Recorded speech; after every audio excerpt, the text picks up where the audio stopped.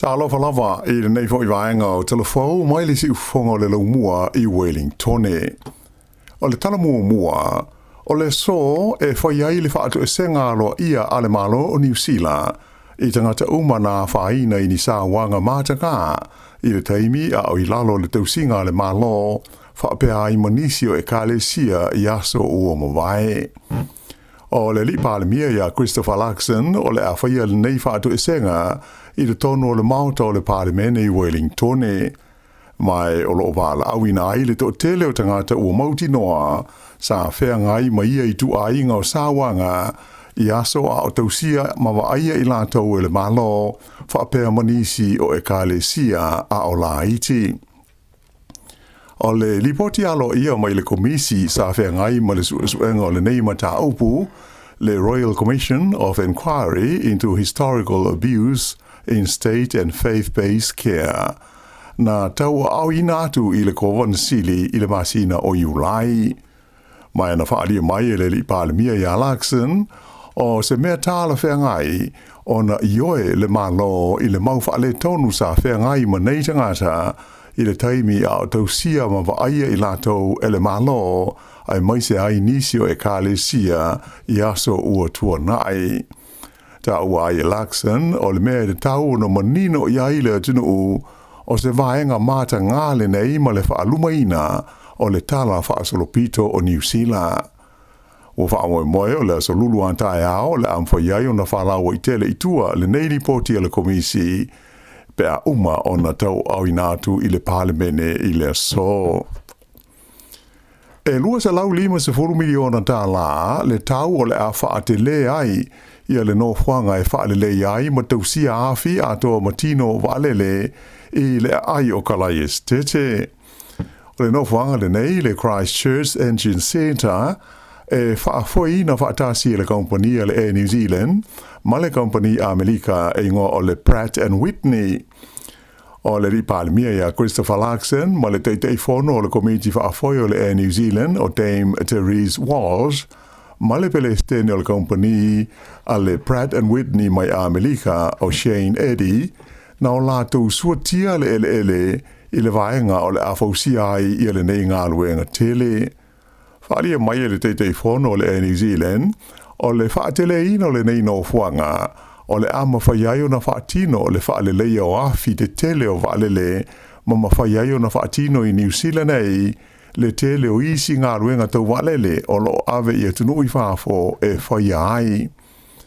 O le rua tau sanga o lumanai o lo whaamoe e le tau na mai ai le nei ngā luenga pei o na amatalia ai nei I le whaalautele ina le ma le whaatele ina o le nei vaenga whaapitoa mo le whaaleleinga o afi o waalele I le tonu o kalai estete. O le amana o mi ai ia leisi lua se lau o tangata whai ngā luenga iaito mai whaapitoa mai na whaalia le li palemia ia Christopher Luxon o le nei ati nae Wātangi ai le te leo le sao o le kompania le New Zealand ai whapea ai fo I le kompania le Pratt and Whitney I le tamau ai ngā o le tunu mai o le awhalau tele atu ai ma le tūlanga ngawhatia e New Zealand o le tele o ngā luenga tau walele. Ua mana o le kompani tele o le Fonterra a New Zealand e whaatau ese atu nisi o ana pis nisi e au fi ailenga o singa o le pata o le itu ainga o le anka whapea mo le mainland. Whailo mai e le lipule ia Miles Harrell o manatu le whalapo tonga o se fuafuanga le lei ma tāla whea ngai mo le kompani le whaatau ese inatu o ia vaenga o le pis nisi. Na ia tā ua o mai e se sa ili ngā le pulenga ma se vaenga o tangata whauwhautua whaapitoa. Mai ua mawai le tāsi e le tau o na whaamatu e se atu ia nisi vaenga o ngāluenga whaia le Fonterra ina ia mauti noa le lei e pēr ma le malosi le kompani I le anga ia atu I luma. O vaenga o la whaatau e se atu e le Fonterra e iai ia lana pata o le anka whaapea le mainland ai moise o le Capiti o le Anne Mum, Fernleaf, Western Star o le Perfect Italiano ato moisi ia e ngausia ia I tu aingo pata ese whapea le sisi ma le susupauta mo ta maisi. O nei suinga e pe ona fuafuaina e whalabo tonga le Fonterra e awhiaia na pisinisi maati nae e pe o le Fonterra Oceania ma le Fonterra Sri Lanka ma le se furu ma le fitu o isi ona la i tu SS e le laulangi e awhiai manisi la se tolu i le tonu o New Zealand nei.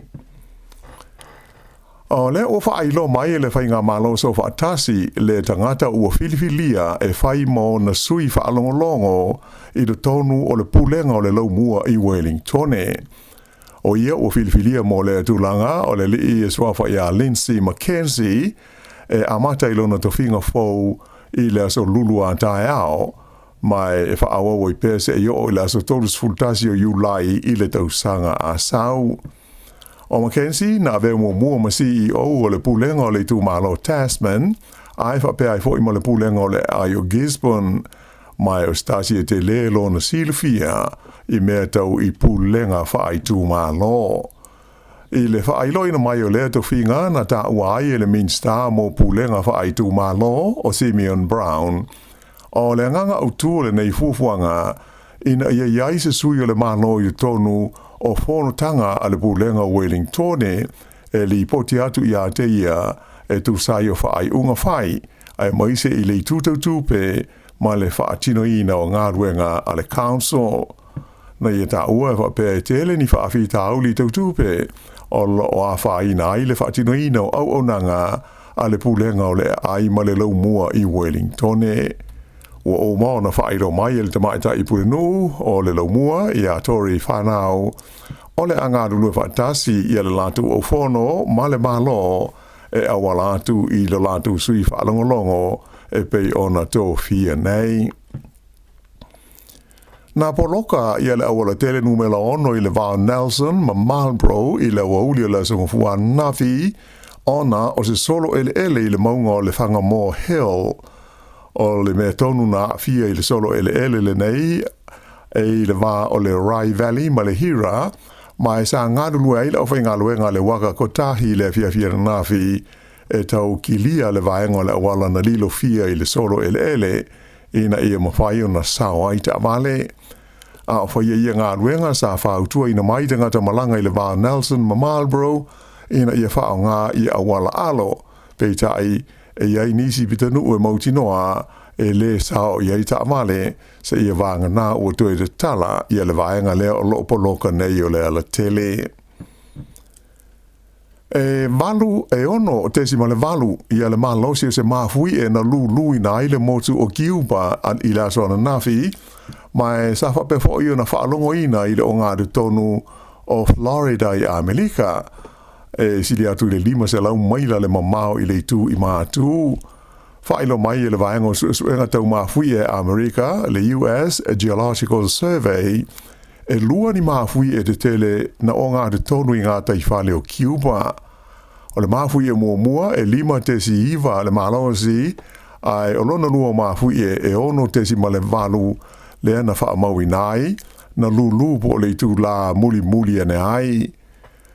O ata ua maua mai sa puaina mai nei whaalawelawe ua ilo ai le tele o whale ua nuti i lalo ma awala ua whaaleanga i nai le tonu o Cuba ona o nei mafui e malolosi mai ua amata nei una whaia ngā luenga fisoswani mo te ngata o loa a fia ai sa whailo mai le Palestine o Cuba Miguel Diaz-Canel e tele i a mea na whaaleanga i na ai o lo ave le wha mua i le wha sauina o tangata o lo a whaina ai. E fitus fitu tau sanga le matua o se tamana le ilo mai pori rua i le sana tenei, mai ua whautua i nai tangata no nofo i le pitanuu o Rangituhi, ma le Colonial Knob, ina ia siaki o lātou tonga la au a tō mawhale te wai mea whai ngā luenga, i sa ililinga o lo whaia mō le nei tangata. Whailo mai e whapea o le ngol ta mā o lo le iloa o Graham Russell Smith. E whapea sa walivali le awala ingo o le Dr. Track i le awala sa vali le Colonial Knob i saute sifo porirua po le afo le ono i le afiafi o le asusa. O le vai aso le nei ua whaataua i nai mo le taimi mua i le tonu o New Zealand ia le ngangana le tunu o Papua New Guinea. Na whailo mai e le tamaita i whailotusi le mtanga luenga o tangata Pasifika, Geraldine Clifford Lidston, o le autu o le vai aso le nei, ina ia sanga whaolo le ina pēr ma ati nae ia le ngangana maleanga nuu o Papua New Guinea i le tonu o New Zealand. O le ngangana e ua o le Petchen e pei o le ngangana au tūlea o whiso ta inga mo tangata o le nei e tunu tele o le Pasifika. O se ngangana e whewhi loi ai upu pele tānia ma upu whaalea nganu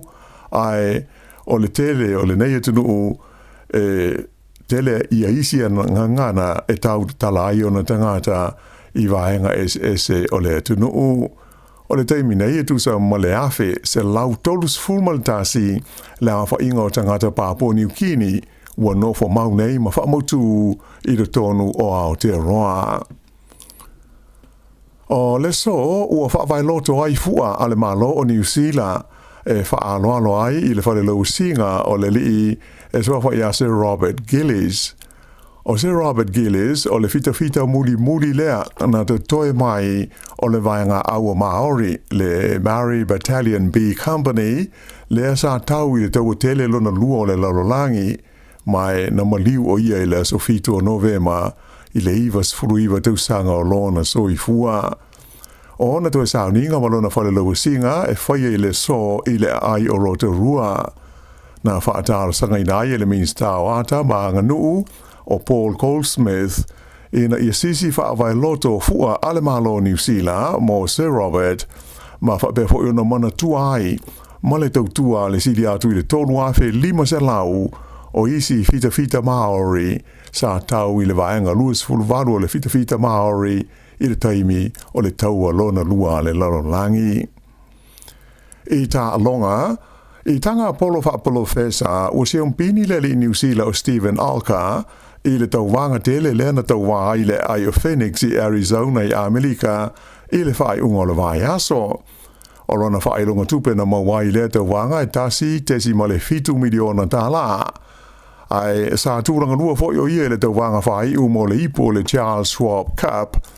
le ana ia mawai le sele ni e whase lau onu se furu afe tala ma o ai la whainga o na tupe ma ia ta longa i le lua tesi ma le tasi miliona tala.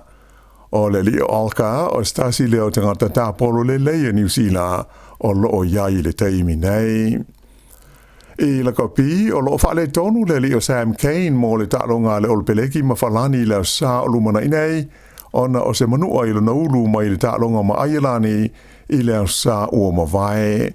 Sam Kane e pei ona silofia sa ave mua ma kapiteni o le olpeleki mai na whai lo mai o le a malo lo li taia o ia mai ta longa whaita wina wha le vao malo pe a uma mai le malanga le neia New Zealand o lo iai i Europa.